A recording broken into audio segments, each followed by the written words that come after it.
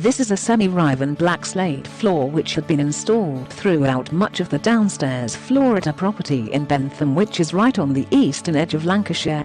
The black slate and grout had seen some wear and was now more grey than black, and having recently installed a new kitchen, the owner wanted the floor to look its best.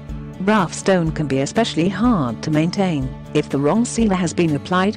With rough or textured stone, it's always best to use an acrylic sealer, Topical Sealer, where possible. Unlike a matte finish impregnating sealer, a topical sealer is designed to sit on the surface of the stone, preventing dirt from getting caught in the nooks and crevices, making it much easier to clean. After surveying the floor, I recommend burnishing the stone with a coarse pad to deep clean the stone and remove any remaining sealer, then seal with Topical Seal and Go, which is a topical sealer which we find always provides good results on this type of floors.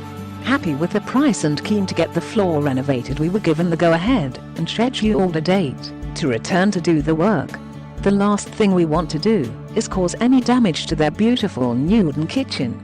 So before starting the cleaning process, I applied clear silicone to the base of the new kitchen units. This prevents water from the cleaning process seeping into the woodwork through capillary action.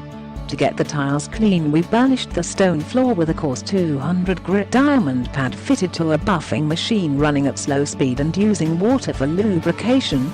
This gives a really deep clean and was followed up with the application of a black scrubbing pad to remove any excess resin release from the slate, which is quite common with black stones due to the oil content. Once the slate was clean, we turned our attention to the grout, which was scrubbed with Topical Pro Clean.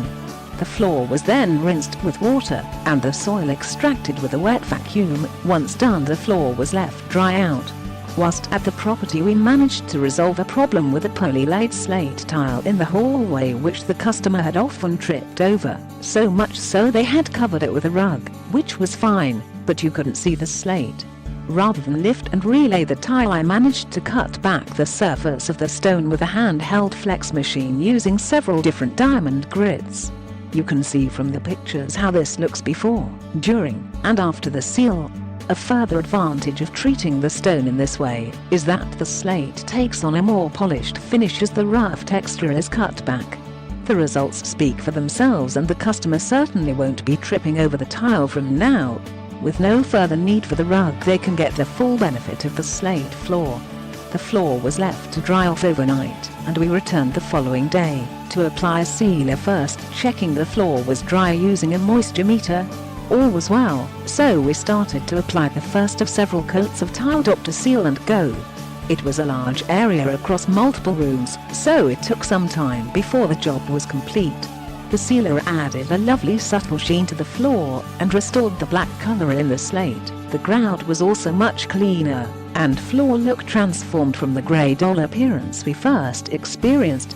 As usual, before leaving, we talked about aftercare, using warm water, not hot or cold, with a mop and bucket and half a cap of Topical concentrated neutral tile cleaner.